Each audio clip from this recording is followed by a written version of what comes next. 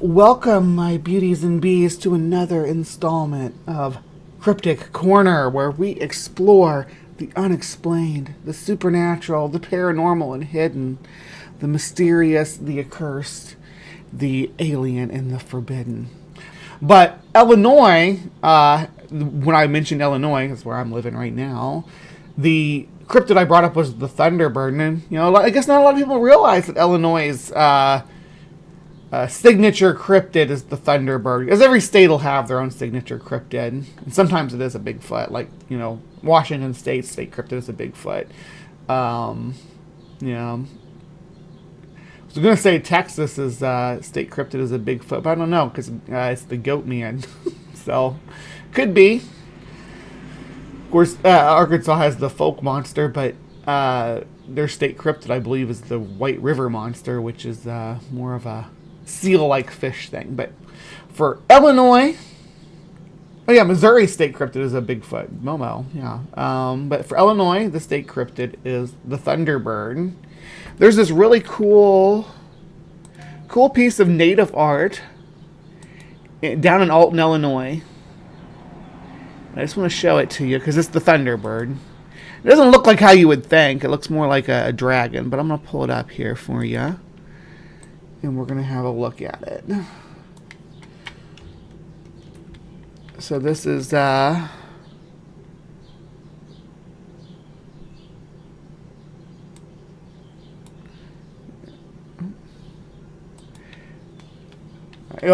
by the way, there's a map for you. That's the Thunderbird sightings. We'll get back to this in a minute, but let me get this pulled up here first. Just one thing about this setup is it doesn't. So it looks like this. It's a pretty cool piece of art.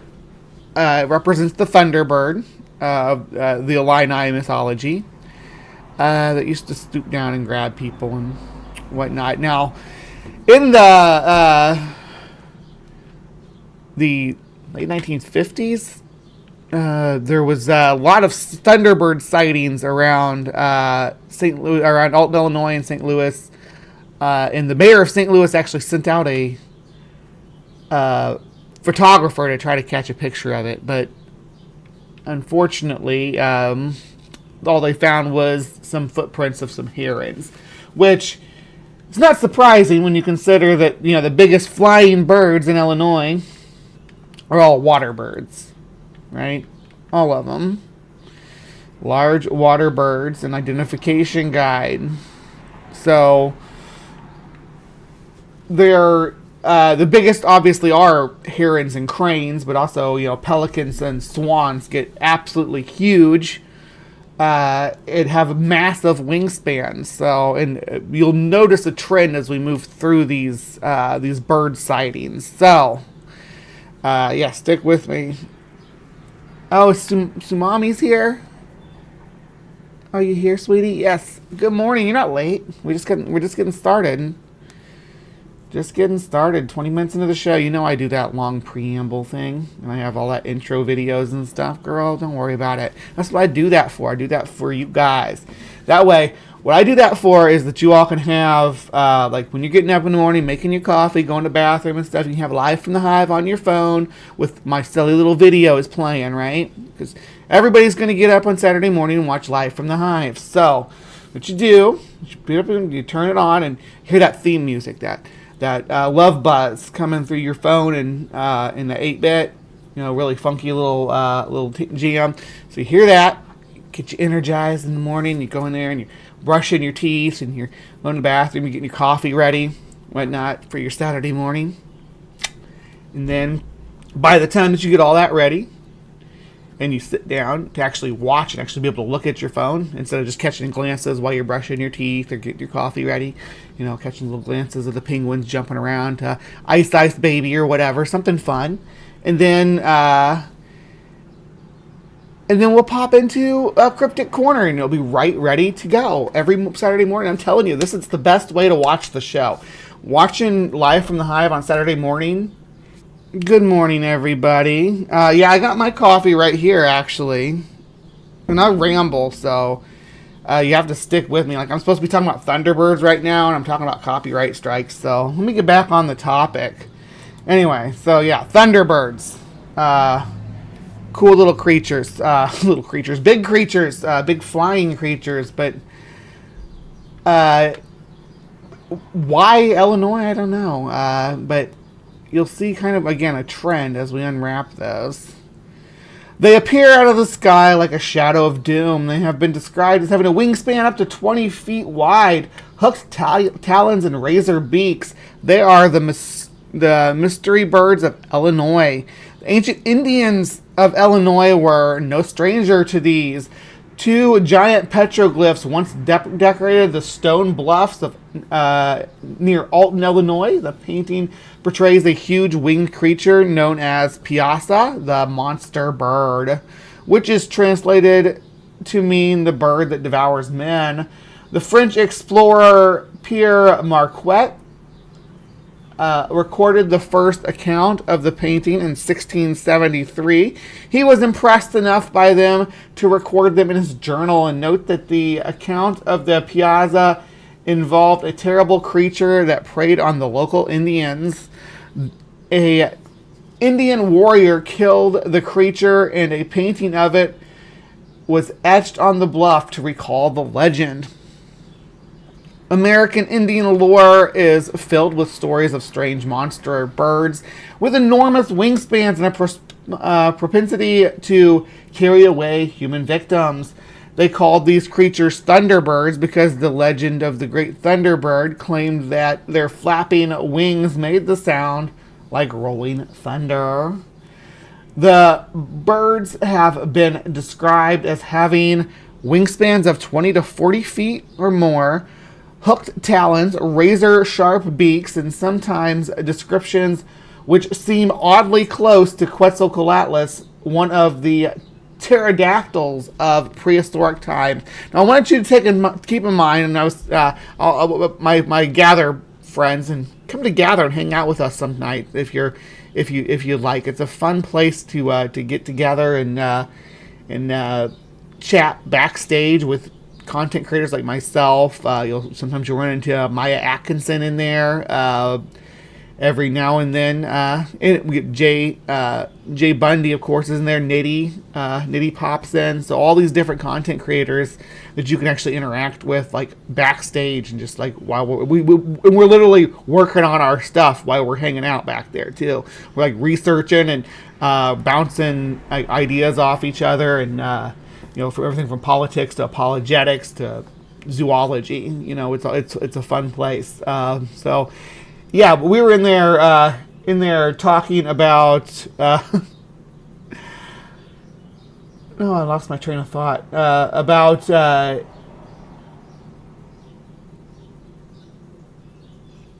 old websites, right? Like about Tripod and Angel Fire and what else?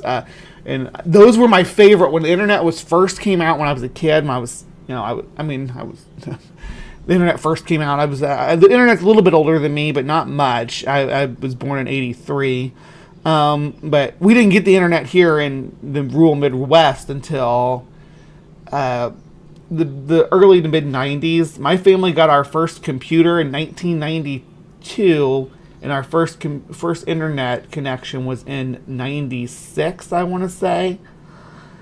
But these old websites, and from then on, I was hooked. I've been an internet junkie ever since. I'm chronically online. It's annoying, but I amass a lot of information though. But sometimes I get nostalgic for these old sites with their fun terminology, like calling Quetzalcoatlus a pterodactyl. No, not a pterodactyl. No, pterodactyls had teeth, and they had the pterodactyl is a very specific looking creature. And what most people think of when you say the word pterodactyl is actually a pterosaur, right? Or pterosaurus with with the long skull with the crest. No teeth, and like a bat-like body. Is that how I picture it? But the wings are actually more rounded than real pterosaurs. But most of the Thunderbird sightings are not going to be described like pterosaurs.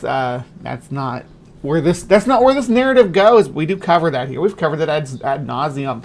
We actually have a super cut of Matt Powell, Kent Hovind, John Pendleton, and company talking about living pterosaurs and how they're going to catch them and prove that the Earth's young or some nonsense like that. So we covered ad nauseum. This is the only we've covered a lot of adjacent stuff to the Illinois Thunderbirds. Another one of our earliest episodes, I think actually it might have been the second episode, was a Pennsylvania Thunderbird, which is adjacent to this because they have their own.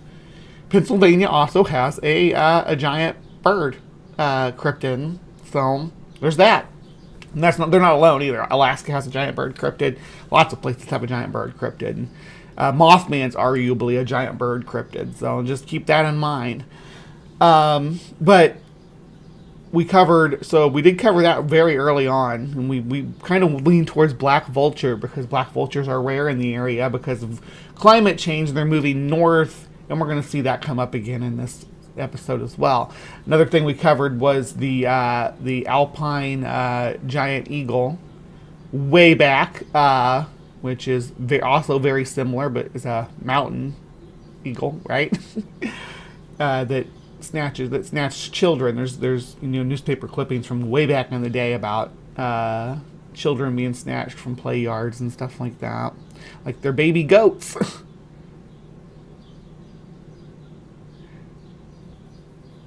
B is not a pterodactyl. Pterosaur. Yeah. Queen Tangent Brie. Yeah, I have a lot of... it's info dumps, though. So if you like info dumps, that's what I do. I be like, oh, by the way, now that I'm talking about about this, I'm going to go ahead and just unload all this history about dinosaurs. That's how I do. I assume people are here for that. Yeah, the name actually have that video named Terrible with a P, Terrible Arguments, like pterosaur. All right, back to the topic at hand though. But not all of these stories and accounts date back to a time of the early Americas. I think the early Americans, maybe? I don't know. That's kind of a weird sentence. Most of them come from a time that's not so long ago and are disturbingly close to home. One modern-day flap of a Thunderbird sightings began in April 1948 when, according to Loren Coleman in his book Curious Encounters, on April 4th, a former Army colonel named Walter F. Sigmund revealed that he had seen a giant bird in the skies above Alton, Illinois, on the Mississippi. And the Mississippi is popular with eagles, and not the band, the birds.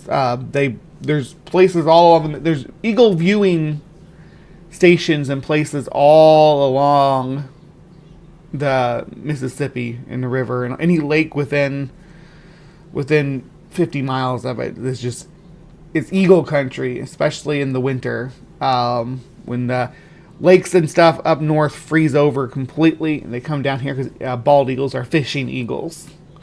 So they come down here, and then they breed down here in the spring, so it's cool. We get to see the baby ones too. And write that down because this will come back up, and it is on the test. He had been talking with a local farmer and Colonel Ralph Jackson, the head of the Western Military Academy at the time. I thought there was something wrong with my eyesight, he said, but it was definitely a bird and not a glider or a jet plane. It appeared to be flying northeast. Oh no, that's towards me from Alton. Head of my way. I think it would have got here by now. From the movement of the object and its size, I figured it could only be a bird of tremendous size. A few days later, a farmer named Robert Price from Caledonia would see the same or a similar bird. He called it a monster bird, bigger than an airplane. On April 10th, another sighting would take place, and it's this time in Overland. A huge bird was spotted by Mr. and Mrs. Clyde Smith in less bacon. No, more bacon. No, I don't eat bacon anymore. It's one thing that I do, that my taste buds do miss, is bacon. But I think of little pigs, and I'm like, no, I can't do it. No bacon, because I think of the little pigs, and I watch League of Pigs, and I watch them race. By the way, there's a new season of League of Pigs, or new episodes of League of Pigs I haven't even watched yet, and I might be watching that and Gather later today, so I don't know. They said they thought the creature was an airplane until it started flapping its wings furiously.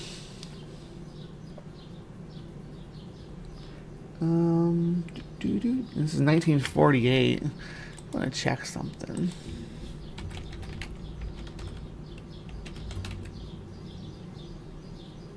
Okay. All right. I was checking to see when Rodian came out, because it really does sound a lot like Rodian when they say tremendous size. See, on April 24th, the bird was back in Alton. It was sighted by E.M. Coleman and his son, James. It was an enormous, incredible thing with a body that looked like a naval torpedo. Coleman recalled later it was flying at about 500 feet and cast a shadow the size of a Piper Club at that height. What's a Piper Club or Piper Cub? Is that a type of plane? Piper Cub. I got Google right here with me. Yes, it's a little plane. It's a little plane. Little plane that looks like that. Easy peasy. All right. Then on May 5th, the bird was sighted for the last time in Alton. A man named Arthur Davidson called the police that evening to report the bird flying above the city. Later on that same night, Mr. William Stalling of St. Louis informed the authorities that she had also seen it. It was bright, about as big as a house, she said. A number of sightings then followed in the St. Louis area. Doesn't say area, but I believe that's what that's supposed to be. Right there. But ironically, just when the public excitement of the bird reached its peak, the sightings came to an end, which is kind of strange for a mass hysteria event. Usually the sightings kind of go through the roof, and then they abruptly end when something else happens, something noteworthy. Sightings of strange birds have not ended in Illinois, and in fact continue today. One of the most exciting and frightening Illinois encounters occurred in 1977 in Lawndale, in a small town in Logan County. And we're not going to read that. We're going to listen to somebody read it or tell us about it. So here we go.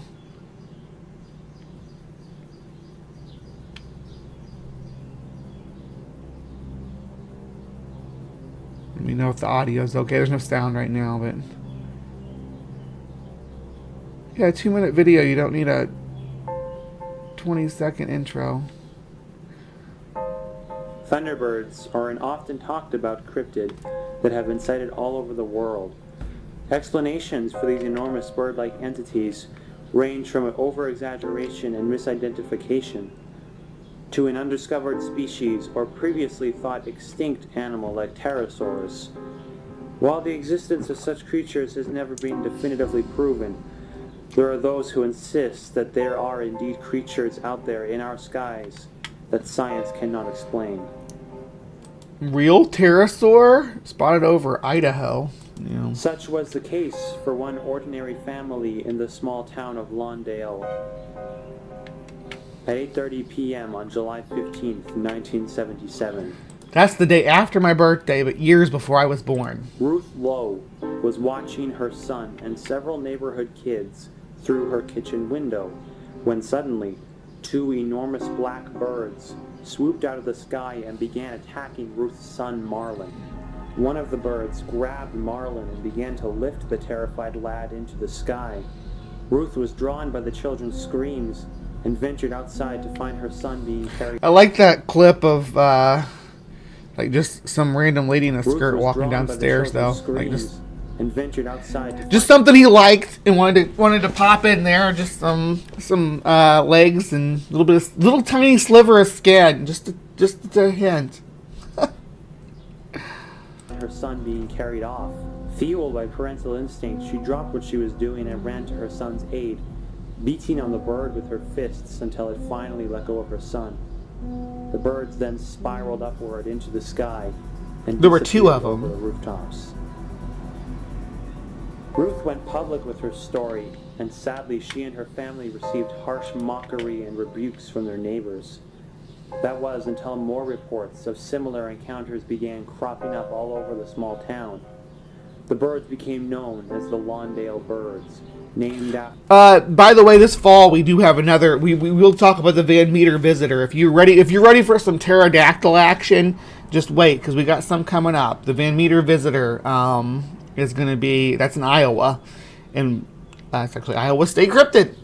But yeah, we're gonna get that guy. Don't worry. It's a cool pterosaur. It glows in the dark. That will be coming up later this summer. After the town from which they originated. So far, there has been no clear-cut explanation for what happened to Ruth and her son. Perhaps she made the whole thing up for fame. Or maybe, just maybe, what she and all those other eyewitnesses saw really was something out of the ordinary. Oh, you're gonna have 20 seconds. So you got 20-second intro and 20 seconds of credits too, I guess. Okay. Whatevs. But yeah, that's the Lawndale incident. And yeah, we're gonna revisit that in a bit too. So let's move right along, because now we have some actual footage. Some kind of famous footage that made it onto Monster Quest. So let's look and see what we got here. Oh, I can unmute it probably. Reports of giant living. This is the July 77. 1977. Many reports of giant living Thunderbirds were pouring into newspaper offices and TV stations across central Illinois. I, Chief H.A.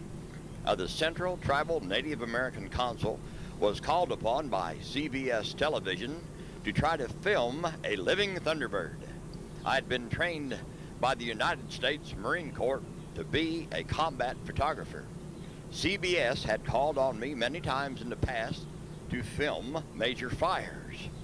I had produced good films for CBS, delivering to them network quality results. I studied a map of central Illinois where the Thunderbird sightings had been happening and decided to cruise by canoe the remote shoreline of Lake Shelbyville. I had my 16mm news camera loaded with 100 feet of professional Ektachrome film. You are now seeing the original footage of living flying Thunderbirds. So that's definitely a vulture. I want to say it's a black vulture. But it could, and remember, like I just said at the beginning of the show, my mutant power is identifying animals. Like if I actually had like a real X-Man ability, that's what it would be. And I can tell that this is a vulture. It's too blurry for me to decide whether it's a black vulture or just a turkey vulture, like a young turkey vulture before their heads start to get real red. But it's definitely a vulture. And not anything that's unusual in North America, except maybe, well, no, not really. So I used to live out in way out in the sticks on a bluff above a river called North River in Missouri, just way out, like 18 miles from the nearest town, up on a mountainside or bluff, not a mountainside, but a river bluff, which is like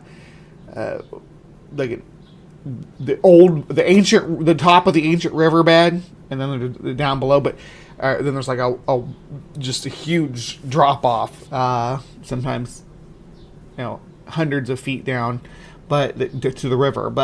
And people like to build their houses on them overlooking. But there was a stand of dead trees across the way on the far bluff, and it was where the vultures would nest and where they would raise their little vulture families, and you could see them. And it always looked like this. It was like these birds flapping from tree to tree. Yeah, always Straight looked out like of that. Native American legends. This footage has been studied by several universities since July 1977, and the following television show is one of the interesting results. Let it fly. ChiefAJ.com. You can go to. This video is really old. It's from 7 years ago, but is that a website that's still around?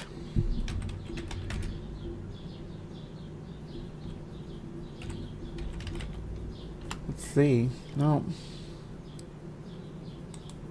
Month of July 19. All right, let's look this video over without the narration now. You ready, Hive? Let's dive in. Okay. So, right here,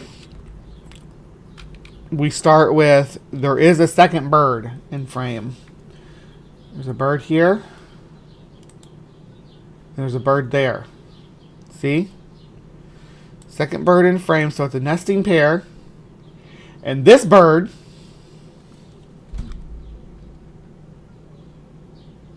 stays in the tree in this clip. Okay. But it does hop from one branch to the other, while the other bird flies off.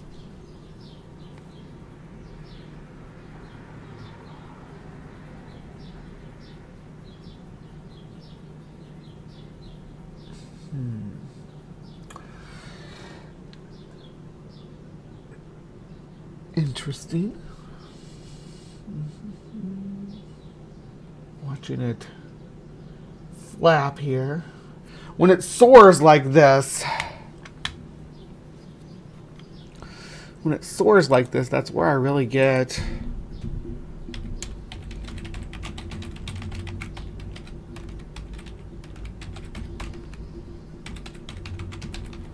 so let's look here. North American bird soaring.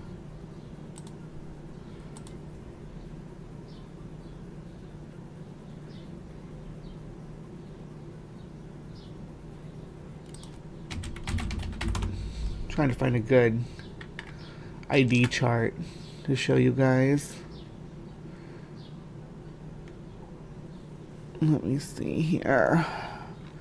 Kind of like that one, but that's on the for sale thing. A little bit annoying. And that doesn't have the big birds on it for whatever reason. Here we go. Let's use this one. Bear with me. We'll get you a good ID chart for different birds. Okay. All right, here we go. So let's roll this back to where we just had the lone bird soaring.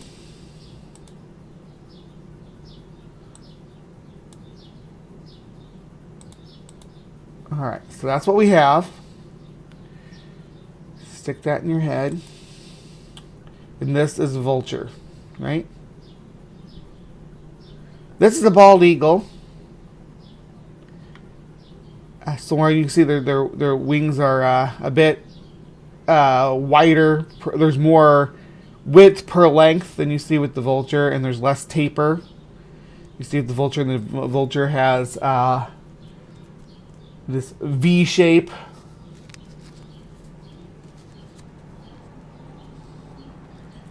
And the eagle has more of a T shape. A lot like an eagle is going to look a lot like a giant hawk. Even the immature bald eagle. Now there are some angles that we capture this bird from where it gets me questioning whether or not it could be an immature eagle. These images here, these stills right here, make me feel like I might be looking at an eagle, but by the time it wheels around and does this, I have no doubt at all that this right here is a vulture of some kind.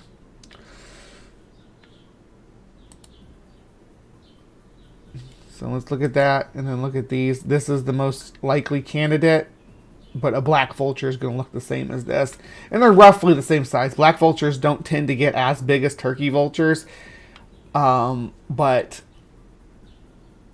turkey vultures are bigger on average, but they're bigger in the northern part of their range. They're bigger up here than they are, like, say, in Texas or in Mexico, the turkey vultures. But I digress. I'm pretty confident that what we're looking at there is the vulture. Now, this was the clip that made it on Monster Quest. I'm not going to watch the Monster Quest here because I'm not going to get my video taken down by YouTube. But this. Oh, hold on. Where? Yeah. This is the guy that was talking in that video. That's what he looks like, in case you were wondering.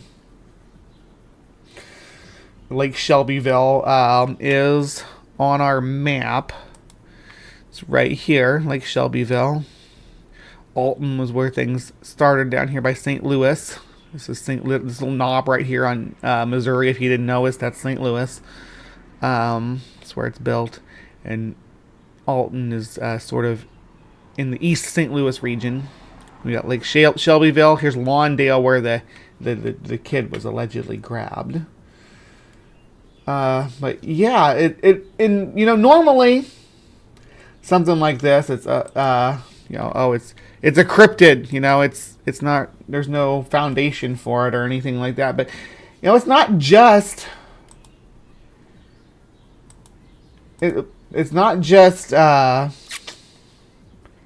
the lay people that are talking about this, though. And we got a big video to go through here. I'm gonna speed it up to 1.5. I don't know if we're going to watch the whole thing, but this is another sighting of a big bird in the upper Midwest.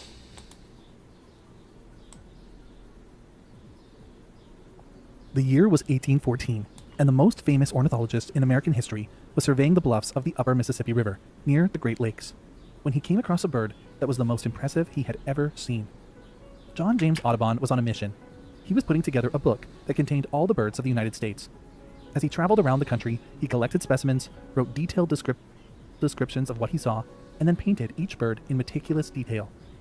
On occasion, he came across species that had not yet been described. In fact, over his years of research, he personally described... And I like Audubon's art. I like his art style. Like, sometimes I'll use that as a prompt to make some silly cryptid AI. I'll be like, oh, John James Audubon painted the Appalachian devil monkey, just for fun. For funsies. 25 new species of bird and 12 new subspecies. But on this day, he was going to encounter another new bird that would turn out to be the largest species of eagle in the world.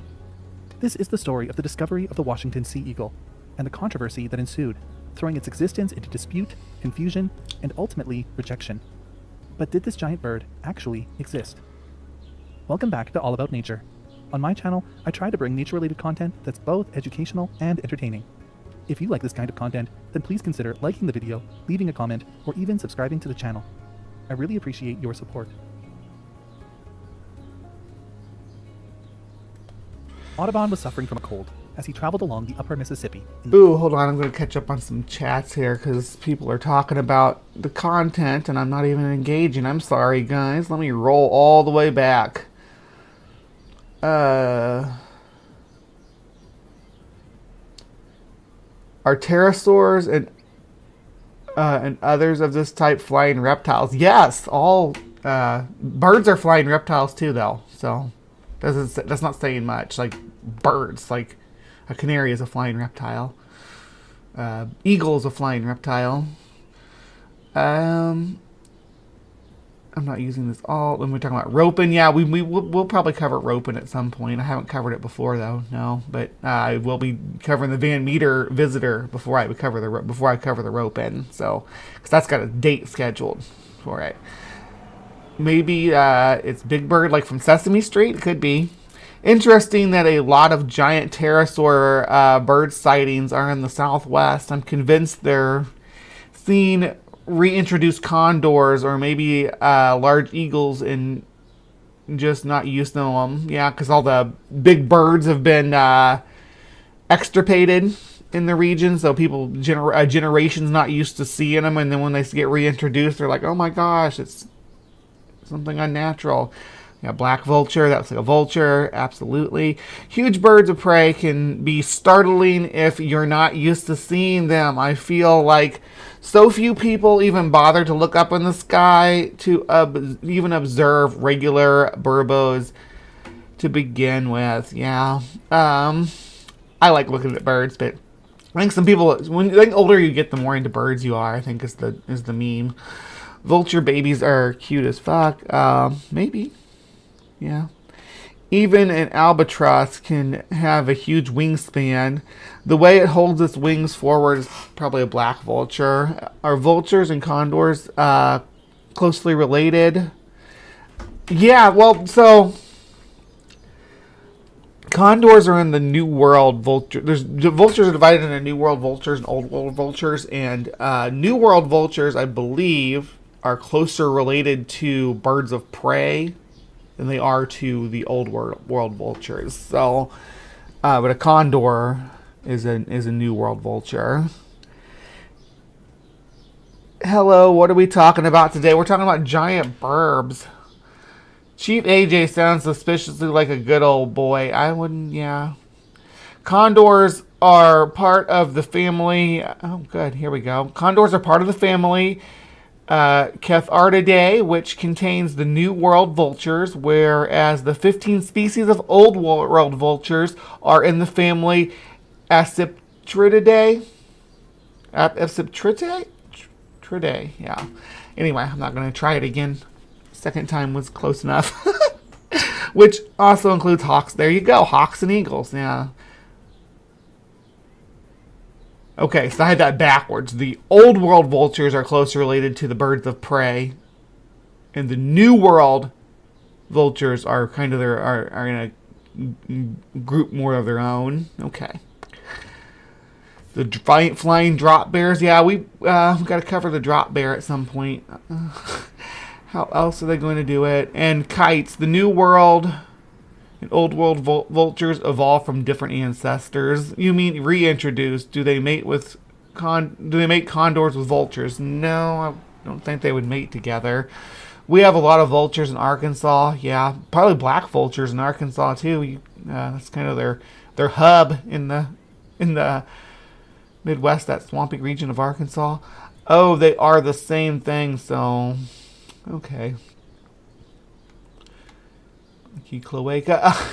They all look like burbos to me. Maybe I start laying out some chunks of PNC to see if a hawk will show up to eat it, but maybe he'll eat one of the squirrels. Yeah, a hawk might. I bet the crows would show up for it.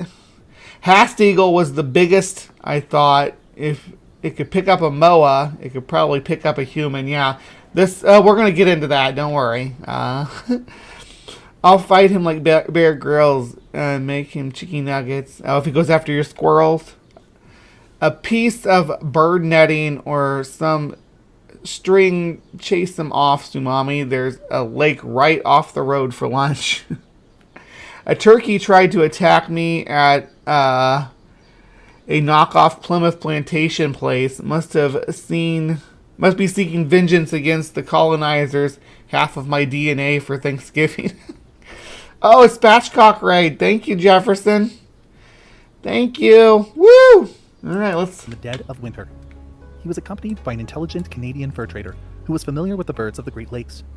Audubon was observing ducks and swans, but growing bored of seeing the same species over and over again, when all of a sudden, a giant eagle flew overhead. The bird was huge, and unlike any other eagle Audubon had seen before, Thank He wrote you. that he would never forget the feeling of delight he felt Hi, spatchcock people. Good to see ya. when he first saw it, describing it as a rapturous event. And the Canadian man he traveled with, who he referred to as his patroon, was also extremely delighted. In his work, Birds of America, Volume 1, Audubon describes the experience like this. An eagle flew over us. How fortunate, the patroon exclaimed. This is what I could have wished. Look, sir, the great eagle, and the only one I have seen since I left the lakes. I was instantly on my feet, and having observed it attentively, concluded, as I lost it in the distance, that it was a species quite new to me. My patroon assured me that such birds were indeed rare, that they sometimes followed the hunters to feed on the entrails of animals which they had killed when the lakes were frozen over, but that when the lakes were open, they would dive in the daytime after fish and snatch them up in the manner of the fishing hawk, and that they roosted generally. Well, so if it's a fishing eagle, like a bald eagle, okay. That makes sense. Fishing eagle. I'm with you so far. Hast eagle was not a fishing eagle. Hast eagle was a freaking beast. It was huge. It like 50 pounds, or close to 50 pounds. That's a huge bird. And when you're talking about a 50-pound bird's comparable to like in presence and size to like a adult human, right? Because birds have hollow bones. They're built to be light but huge and powerful and muscular, and their talons are absolutely massive. Let me see if I can find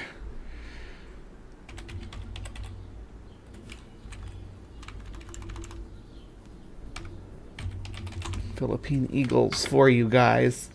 So you can see how absolutely monstrous these. And these are just the biggest birds around right now. They're not even as big as like the Hast eagle, but oop, not that. That's not what I wanted. Hold on. That's what I wanted. Here we go. Look at that. That's how big the biggest eagles that are alive are. And these the eagle that we're talking about here would have been bigger than this, and it would have been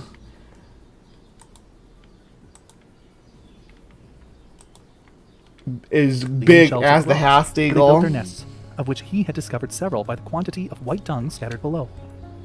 Audubon's curiosity for the species was awakened, and now he was waiting for a chance to see it again.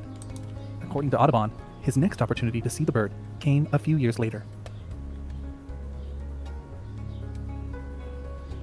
This time, Audubon was much further south, along the Green River in Kentucky, close to where it connects to the Ohio River. He was there collecting crayfish with some local guides. Along some parts of the Green River are some stony bluffs that rise high above the ground. Audubon noticed that up in the bluffs was a large white patch, which he assumed to be from the excrement of some nesting owls. He spoke with his companions about it, mentioning his theory that the birds nesting there were most likely owls. But one of his guides, who lived just over a mile away, disagreed. He told Audubon that he had personally seen the birds that were keeping chicks in that nest, and that they were actually immature bald eagles, which were still in their brown phase. Audubon writes, Yeah.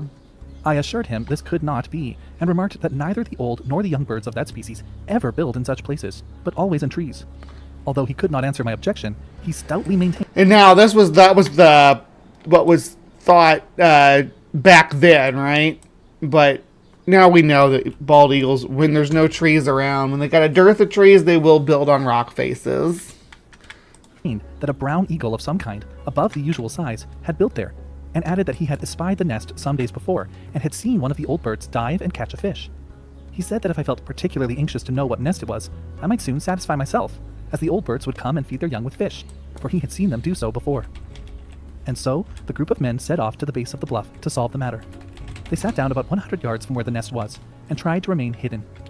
Audubon anticipated that the adult birds would be along shortly, but he was wrong, and the group ended up waiting for nearly 2 hours. Audubon's anticipation and curiosity. Oh, happy birthday. Oh, it's your birthday week. It's not your birthday day. Yeah, I think I said happy birthday to you on your birthday, though, Spooky, and we had cake, I remember. But yay, we can say happy birthday again. Happy birth week, birth month. I think Sumami just had a birthday, too. Happy birth week, birth month, whatever you celebrate. Curiosity continued to grow as time ticked slowly on. He was becoming more and more certain that the adult birds that would return were the same species as the giant eagle that he had seen years before at the Great Lakes. Suddenly, the chicks in the nest began to make a hissing noise, indicating that they had sighted their parents. They crawled to the edge of the hole they were in, ready to receive a meal. Audubon and his companions watched in wonder as a huge brown eagle, carrying a fish, flew in and perched on the edge of the rock. Tail and wings spread, almost like a giant Why barn are you swallow. showing... Oh, okay. It fed its waiting chicks. I was going to get annoyed, and then he said kind of like a giant barn swallow, and I'm like, cool, because I was annoyed that they showed a barn swallow instead of an eagle. While Audubon and his group watched in silence, hoping that they would go unnoticed. After observing the eagle for a few minutes, an even larger eagle came flying in, also with a fish. This, Audubon assumed, must be the female, as eagles often show sexual dimorphism, in which females are about a third. Yeah, with eagles, the ladies are bigger than the gentlemen. Larger than the males. But the female wasn't as oblivious as her partner. Audubon would later jokingly write, "This watchful solicitude I have ever found peculiar to the female. Must I be understood to speak only of birds?" As she landed, she glanced around and immediately So spotted pretty. Audubon and his party. Gosh, I can't get over how freaking powerful they look. Look at that beak. Look at that hook. You don't want that digging into you. It's such a handsome, regal animal. She dropped her fish, let out a loud screech to warn her partner, and then did something quite strange. Audubon says that the pair of birds hovered over their heads, giving out a growling cry of intimidation. There's some AI before eventually art. flying away. The chicks hid themselves again, and the scene fell silent. Audubon made the decision right then that the only way to properly observe the birds would be to return the next morning and shoot them all, adults and chicks alike. But apparently, Mother Nature had other plans. So the birds, if you put up a bird feeder and you're out there sitting by it all the time, as at my old house, I used to have a bird feeder that I just sit out there and I had my grill and stuff and watch the birds, and they would still come because they get used to your presence at the bird feeder, and they know that you fill it. I'd even have them come over and wait for me to refill it. It was kind of cute. Audubon writes, "Rainy and tempestuous weather setting in, it became necessary to defer the expedition till the third day following, when, with guns and men all in readiness, we reached the rock. Some posted themselves at the foot, others upon it, but in vain. We passed the entire day without either seeing or hearing an eagle, the sagacious birds no doubt having anticipated an invasion, and removed their young to new quarters. Their chance of obtaining a specimen seemed to have passed, and Do eagles move their babies? I don't think that's a thing eagles do.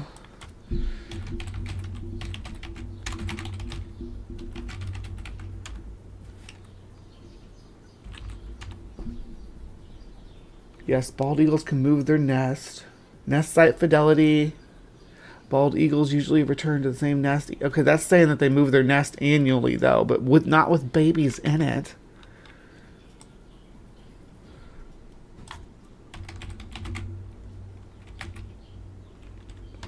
Do eagles move their young? No.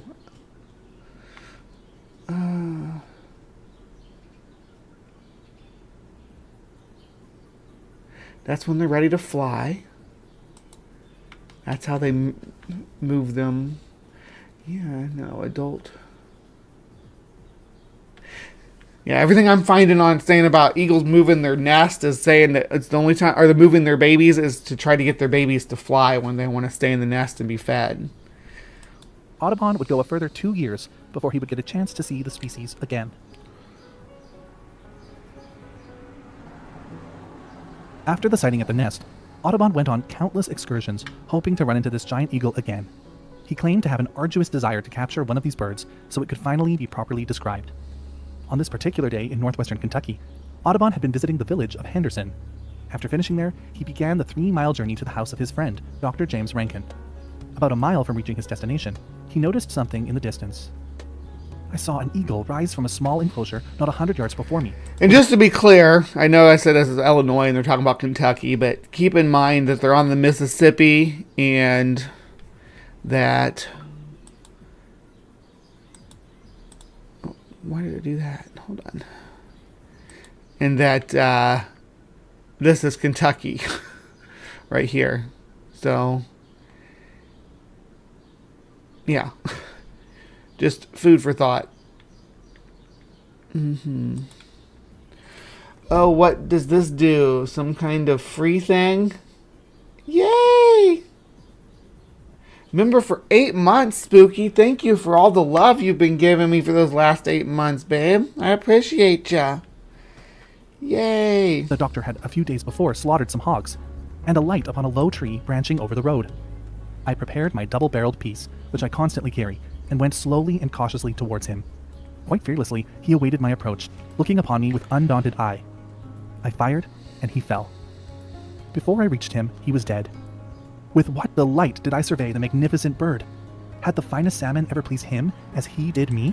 Never.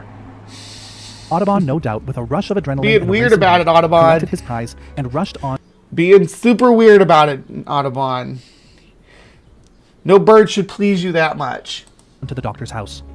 Dr. Rankin was a big supporter of Audubon's work, and he was fascinated by the giant eagle Audubon produced.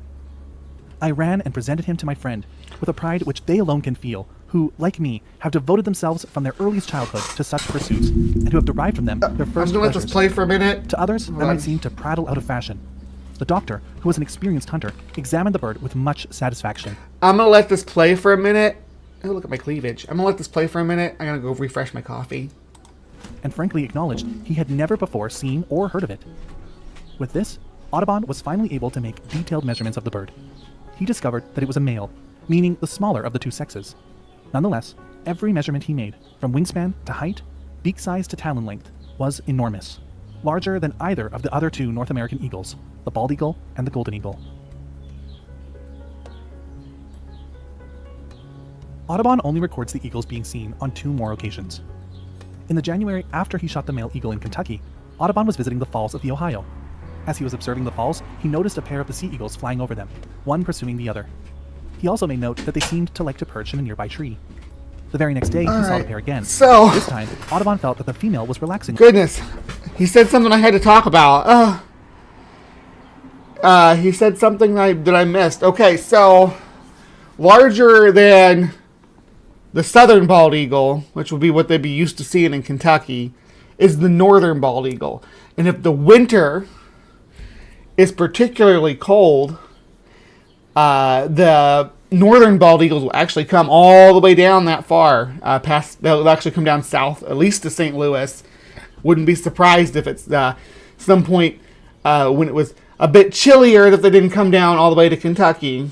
So a juvenile brown northern bald eagle is going to be larger than a adult southern bald eagle, and about the same size as a golden eagle, but I digress. A little, and allowed him to come closer without being scared away. Over several days, Audubon tried pursuing them, but he never managed to get very close. After several days of trying to approach, the eagles moved on, apparently annoyed by his constant presence. His final sighting of the species was on November 15th, 1821. Oh my gosh, you have no idea how tempted I was to talk about toucans today. I will talk about toucans at some point, because toucans aren't sweet as you think they are. This time, Audubon was near the mouth of the Ohio River, when a pair of what he believed to be the giant sea eagles flew gently by, heading downriver. Audubon also claimed to receive a letter from a relative named Mr. W. Bakewell in 1819, in which the man also claimed to see the bird fly over while he was fishing at the falls of the Ohio. Bakewell expressed a desire to see Audubon's drawing of the bird, to confirm that it was the same one that he saw. Audubon was able to produce this plate of the species. Now this is where things start to go off the rails in Audubon's story. I want you to take in this image. Look at it. Everything, every detail about it, from this wing fold right here to the angle of the toes to the angle of the beak. Take it in, because we're not done looking at this image. It's gonna come back up. The bird has had many names, including Washington's eagle, Washington sea eagle, Washington eagle, and the great sea eagle. Audubon chose to include George Washington's name out of a sense of pride for being American and respect for a man who he viewed as a hero of freedom. Okay. The name which I have chosen for this new species of eagle, the bird of Washington, may by some be considered as preposterous and unfit, but as it is indisputably the noblest bird of its genus that has yet been discovered in the United States, I trust I shall be allowed to honor it with the name of one yet nobler, who was the savior of his country and whose name will ever be dear to it. Birds are definitely a clade of dinosaurs. It's called nested cladistics. Yes, birds are dinosaurs. Not a disputed thing. Birds are reptiles. Fun fact. Today, there are few descriptions of the eagle from which to know exactly what it looked like. Audubon published several detailed descriptions, including precise measurements, but the species was only ever depicted twice. One depiction was the plate made by Audubon for his book. The other was a woodcut made for an article for the Magazine of Natural History in 1828. Any other painting of the bird was derivative of these two works. Despite having collected a specimen, none is known to exist in museum collections today, so all we really have to go on is the painting and the descriptions that Audubon made. The eagle was said to stand 3 feet 7 inches tall and have a That's a wingspan huge of 10 freaking feet, bird. 2 inches. For comparison, 10 feet 2 inches. Look at that. That's insane. A bird with over a 10-foot wing, an eagle with over a 10-foot wingspan. Even the Hast eagle, well, the Hast eagle was a forest eagle, though. So sea eagles do have a larger wingspan.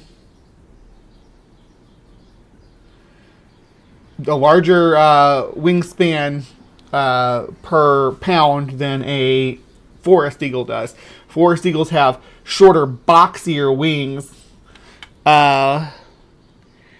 And the Stellar sea eagle, the extant sea eagle, has a huge wingspan. How big is the wingspan of Stellar sea eagle? Let me look it up. I think it's the biggest of any bird. Of any eagle, the largest wingspan. And we're going to look right now. 8.2 feet. That's the Stellar sea eagle. That's the big eagles that, when we talk about giant eagles sighted in Alaska, that's generally what we're talking about. But this would be even bigger than that, based on the measurements that Audubon's saying that they took from their own specimen.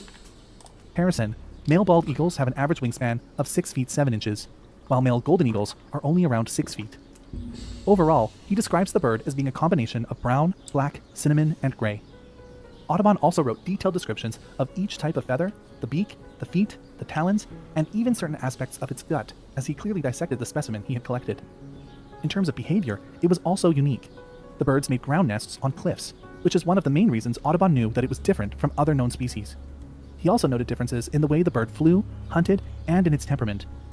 But the main thing that made the species stand out was its enormous size. But it was the size of the bird, combined with its apparent rarity, that would cause many to soon doubt that the Washington sea eagle ever existed at all. Controversy. Here we While go. in the 1820s it was initially accepted within the ornithological community as a unique species, by the 1830s, some ornithologists were starting to question its legitimacy. The first issue with the bird was the combination. All animals with feathers are reptiles. Blessed be he. Don't be silly. All reptiles have feathers. And or not all reptiles have feathers. All animals with feathers are reptiles. Because synapsids have hair. We have fur. Diapsids have feathers. That's reptiles and birds, pterosaurs, dinosaurs. Check this out. Do I still have that foot? You want to see scales? There's some scales for ya. Look at those scales. That's a scaly leg, isn't it? Look at that. That's a reptile's foot. Definitely a reptilian foot, right? Reptilian claws. This is a reptile. This is a reptile. Of its size and rarity.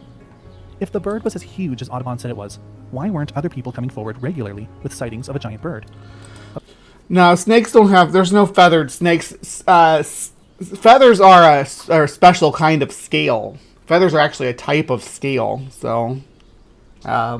Of course, Audubon would retort that it was incredibly rare, but still, he spotted the species on at least 5 occasions in his life. Why was it that no other ornithologists were spotting them? The second issue was with Audubon himself. Not only was he famous and therefore immediately attracted negative attention from other jealous scientists in his field, but he was also known to be self-aggrandizing, often exaggerating his stories and experiences for the sake of making himself and his articles and books seem far more interesting. There are verified cases in which he falsified scientific information. So, Doc Dino, who works in the field, not Doc Dino, not Hoven, but Doc Dino, D-O-K, has advised me that they're trying to move away from using the term pycnofiber and just calling them feathers, because that's what they were. So I'm cool with that. And he was also known to prank rival scientists by creating fake species and watching them publish them to their own embarrassment. In 2006, biologist, author, and teacher Scott Maruna published an article in the Ohio Cardinal titled Substantiating Audubon's Washington Eagle. In it, he mentions 2 specific circumstances in which Audubon was accused of exaggerating for the sake of sensationalizing. In his illustration of mockingbirds, he shows them defending their nest from a rattlesnake. The rattlesnake has climbed a tree in order to get at the nest. Audubon's critics claimed that this showed his affinity for exaggeration. Literally on the leg I just showed you, you can see the transition from feathers to scales. Right here. It's right there. There's the scales, there's the feathers. Scales, feathers. As rattlesnakes do not climb trees. In another illustration, this time of water lilies, he included a yellow species from Florida that he called Nymphia lutea. Botanists accused him of inventing the species, as no such water lily was known from North America. The third issue was that the eagle depicted was just a brown eagle. It was theorized that Audubon had misidentified either a golden eagle or an immature bald eagle. Bald eagles undergo a series of brown color morphs in the years leading up to their sexual maturity, making them appear as distinct species. Furthermore, the northern It's really cool. They go through a lot of different colors. Species of bald eagle is also known to be quite a bit larger than the southern subspecies. Perhaps what he had actually come across was just the larger northern bald eagle. The fourth and final controversy was the plate itself. Audubon had a very distinct way of painting his birds. He often placed them among plants that were important to the species, or in a natural or lively pose. But his sea eagle is quite different. While we see it perched on some rocks with a sailboat in the background, it has no movement, no prey, no plants. None of the typical Audubon touches from all of his other plates. Critics will say that this is because the drawing is directly plagiarized. In 1806... Here we go. That's what I was talking about. We're going to find out and Audubon, I don't think he was like a bad guy. I think maybe there was some bad measurements here, though. Encyclopedia was published, and in it is this plate of a series of birds of prey and scavengers. In the top right corner is a depiction of a golden eagle with a shocking similarity to Audubon's bird of Washington. The head, wings, tail, and feet are all similarly positioned. With all these factors added together over time, the majority of the scientific community rejected the species. By 1870, it was said that only amateur ornithologists still believed it actually existed. This narrative stuck, and a general consensus was reached that Audubon had either deliberately fabricated the Washington sea eagle or that he had misidentified a brown form of the northern bald eagle. But could they all be wrong? In his article, Scott Maruna puts forward a very compelling case in favor of the eagle actually having existed. Maruna is of the opinion that the scientific community was too quick to dismiss Washington's sea eagle as legitimate, mostly because of scientific bullying following Audubon's death. While we also have the issue of having no fossil, subfossil, or even recent remains. And that's the weird thing, because there's supposed to be so many specimens of the Washington sea eagle that were collected. It stands to reason that if the eagle was always rare, physical evidence would be extremely rare as well. Audubon never gave into pressure throughout his life, insisting that his measure... There's chickens that they've modified to make the feathers grow on their feet. You can do that. It's a thing that happens and that you can select for. And depiction of the species were true to what he collected. He was publicly criticized, had articles written destroying his character, and eventually had the majority of the scientific community reject the species entirely. But he simply responded with, "To have enemies is no uncommon thing." So, how do we defend the species against the main criticisms that have been brought against it? We don't. I don't think the stellar sea eagle exists. I don't think the Washington sea eagle exists, unfortunately. Maybe. Let's start with the notion that because of its size, more people should have seen it than just Audubon. The thing is, more people did see it. Audubon names specific witnesses in 3 of his sightings: the Canadian patroon, the men collecting crayfish with him, and Dr. James Rankin. He also mentioned the letter he received from his relative, Mr. W. Bakewell. But they weren't the only ones. In 1838, Jared P. Kirtland cast doubt on Audubon's giant eagle when he wrote, "If it be a true species," in his work on the birds of Ohio. But 4 years later, he himself recorded a sighting of the species on Cleveland Beach, on the shore of Lake Erie. And there were many more. He saw one? Also in 1838, Edward Harris told Audubon that he saw one. Dr. Lemuel Hayward in Boston not only saw one, but apparently kept one for a considerable amount of time. When it died, it was donated to the Linnean Museum in London. So there was one in Ornithologist captivity? Thomas Nuttall claimed to examine 2 different specimens of the eagle, one in the New England Museum and a male in a small museum in Philadelphia. That's a lot of specimens. The male was reportedly the exact same size as Audubon. That's a lot of specimens. I don't think that it's atheists who believe this. I think most people believe the scientists. Most people who believe in evolution aren't atheists. Most people who believe in evolution in the U.S. are Christians. That's the thing, blessed be. You got to keep in mind that that evolution is not an atheist theory. It's the strongest proponents of evolution are the Christian folks. And if you think there's holes in feather evolution, that's fine. I encourage you to explore that. But I'm talking about this giant Washington's eagle right now. Though it weighed slightly more. Audubon heard that the Branham Museum had a specimen, and he went to examine it himself. He concluded that it was the same species, and then he tried to buy it, but he couldn't afford the price the museum was asking for it. Sometime later, Richard Harlan, the respected author of Fauna Americana, managed to purchase the specimen. He later donated it to the Academy of Natural Sciences of Philadelphia, but the specimen has since disappeared. In the 19th century catalogs of both the New England Museum and the Cleveland Academy of Science, they list having Washington eagles in their collections, though these specimens have also seemingly disappeared. Maruna also found evidence that several zoos and private collectors kept living Washington sea eagles in their collections in the 19th century. So while the bird was clearly extremely rare, it wasn't only Audubon who saw it or recorded it. It was in zoos? Now, hold on a second here. Next is the criticism that Audubon was a known liar and liked to self-aggrandize. While it is true that Audubon occasionally got himself into trouble for overstating reality to impress his readers, he was never known to go so far as to create a new species, publish it, and then insist for decades that it was real, just for the clout. He did describe a few other birds that are today disputed, but they aren't particularly impressive. And oftentimes, the things he was accused of making up turned out to be true. Audubon spent far more time in the field than many other scientists of his day. He witnessed... I don't know if they cover this or not. Well, maybe they do. But like the rattlesnakes climbing the trees. Rattlesnakes will climb trees to get baby birds. Things that others hadn't, simply because he was always out in nature. For example, it has been shown that while not commonly observed, rattlesnakes do climb trees. One study in eastern Texas found that it wasn't uncommon, and that the snakes could go as much as 50 feet up a tree in search of prey. As for the water lily that Audubon was accused of inventing, in 1876, 25 years after his death, it was rediscovered, still surviving in the Everglades, proving once again that Audubon was more often than not telling the truth. So, was he as worthy of distrust as his contemporaries claimed he was? He is still considered to be one of the greatest contributors to the field of ornithology in North America, showing that in general, he's considered a trustworthy source of scientific information. Yeah. Again, he's not looked upon like with scorn or anything. This is like stellar, Stellar's, the stellar sea eagle that we talked about, stellar sea lion, stellar sea cow, and then there was the stellar sea ape. So Audubon's not alone, and a well-respected naturalist that was pulled into believing or presenting something that would now be considered a cryptid and inserting that into our history. Perhaps the strongest argument against the Washington sea eagle being a recognized species is that it was actually a misidentified northern bald eagle in an immature phase. In fact, many of the sources I read about the species continue to push the belief that this is the true identity of Washington sea eagle. Yes. If this is the case, we would need to agree that Audubon lied about all of his measurements that he made on the male bird he shot.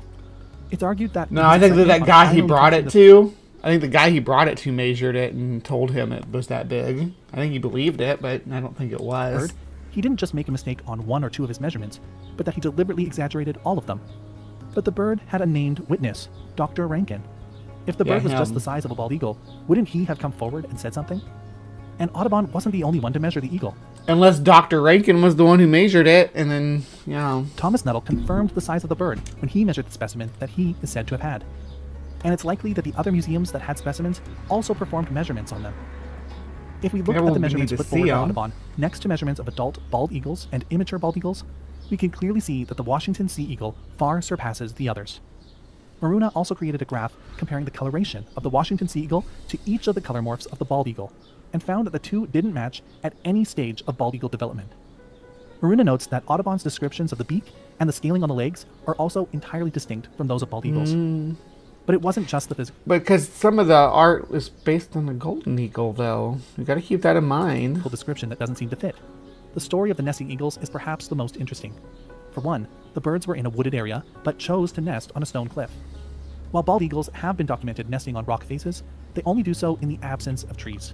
Bald eagles will always choose to nest in trees when possible. Also, the birds Audubon and his company saw nesting were both brown. This would mean that if they were bald eagles, they were still immature.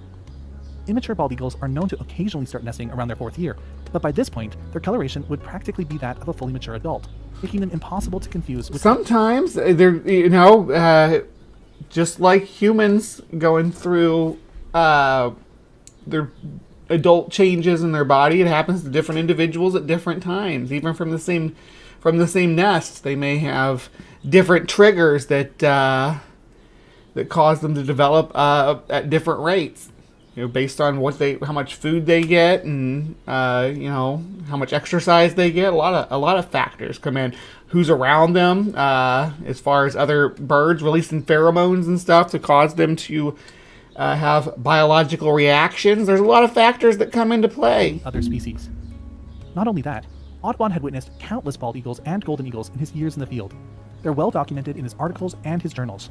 So the idea that Audubon would have seen 2 fully brown, immature bald eagles nesting and then misidentified them doesn't seem likely. To you it doesn't. To me it seems like the most likely. I don't know. What do you guys think? The final argument against Audubon is the painting of the Washington sea eagle, which appears to be plagiarized. This one is hard to deny. It's plain to see that the Washington sea eagle was painted in almost the exact same way as the golden eagle found in Rees's Cyclopedia. But here it's important to note that the criticism of art and the criticism of science are 2 different things. While Audubon may have plagiarized the painting, this does not automatically lead us to the conclusion that everything about the bird is a lie. Perhaps in an effort to portray a familiar sense of American pride and establish the bird as a national image, Audubon chose to pose the bird in a position... You are really trying hard to save Audubon's reputation here. It just seems... let's say maybe he wasn't perfect. We don't know. What's a mystery, but there's no Washington sea eagle around today. At least not any of this getting cited regularly. To the American public. It's hard to say, but it's likely that Audubon didn't paint this plate from the specimen that he shot, as he originally claimed to have done.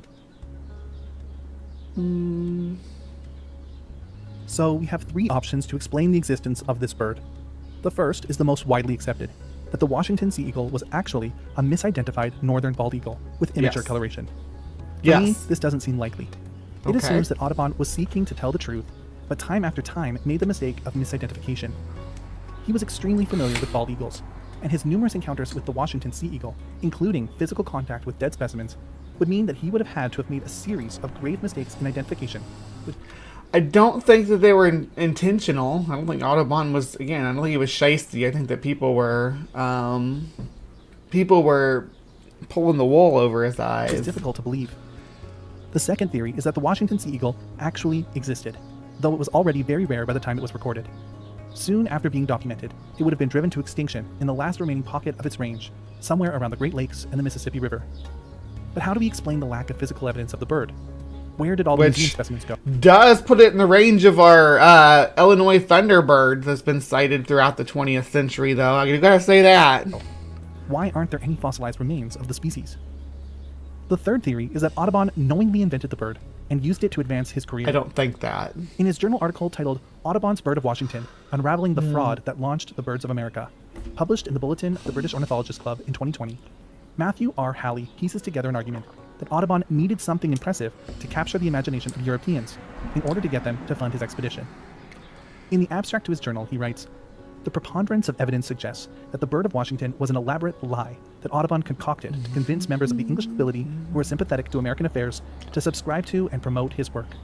Audubon rode his Bird of Washington to widespread fame and then actively maintained the ruse for more than 20 years until his death, fueling decades of confusion among scientists and the general public. Indeed, it was this specific species that launched him to celebrity status and brought on the majority of his early patrons in Europe, allowing him to continue his work documenting the birds of America." Whatever the case, the mystery of the Washington sea eagle endures.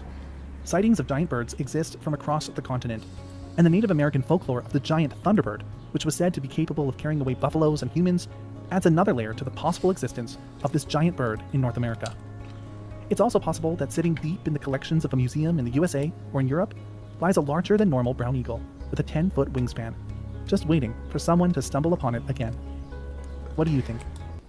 I do think it's annoying how museums like lose everything. It's annoying. It just is. Like, what are you guys doing? What are you doing? That's a freaking giant bird. It's a bird with a 10-foot wingspan. How do you lose that? But I digress. Were the specimens in zoos and in or the specimens in zoos would have had to have been golden eagles. They couldn't have been bald eagles. At least they couldn't have been regular bald eagles. What if there was a population of northern bald eagles that had a melanistic morph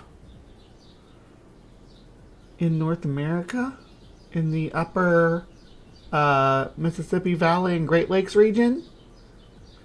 That's food for thought. I'm going to show you guys this, anyway.